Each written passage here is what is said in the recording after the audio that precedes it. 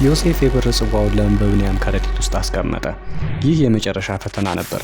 በኦሪት ዘፍጥረት ምዕራፍ 44 ዮሴፍ የወንድሞቹን እውነተኛ ለውጥና መሻሻል ለመመልከት የመጨረሻ ያለውን ፈተና አቅርቧል። እርሱም የሚጠጣበትን የብር ጽዋ በብንያም ሻንጣ ውስጥ ወይም ከረጢት ውስጥ እንዲቀመጥ አድርጎ ሸኛቸው። ከዚህም በኋላ አገልጋዩን ጠርቶ ሄዶ በመንገድ እንዲይዛቸውና እንዲፈትሻቸው አደረገ። አገልጋዩም ያንን ባደረገ ጊዜ የብር ጽዋው በብንያም ከረጢት ውስጥ ተገኘ። በዚህን ጊዜ ወንድሞቹ ደነገጡ፣ እጅግም አዘኑ። ምክንያቱም ብንያም የዮሴፍን የብር ጽዋ የሰረቀ ስለመሰላቸው። ሎሌውም ብንያምን ባሪያ አደርገዋለሁ፣ እናንተ ግን በሰላም ሂዱ ቢላቸውም ሁሉም ወንድማችንን ትተን አንሄድም ብለው ወደ ግብጽ ተመልሰዋል። የይሁዳ እውነተኛ ለውጥ የምንመለከትበት ትልቁ ምዕራፍም ይህ ነው። ምክንያቱም በዮሴፍ ፊት በብንያም ፋንታ ይሁዳ ራሱን አሳልፎ መስጠቱ።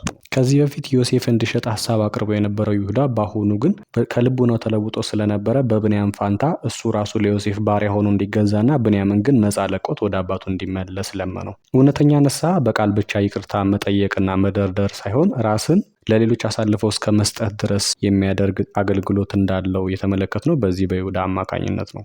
ነገር ግን ዮሴፍ ማንን ይመርጥ ይሆን? ይሁዳን ወይስ ብንያምን?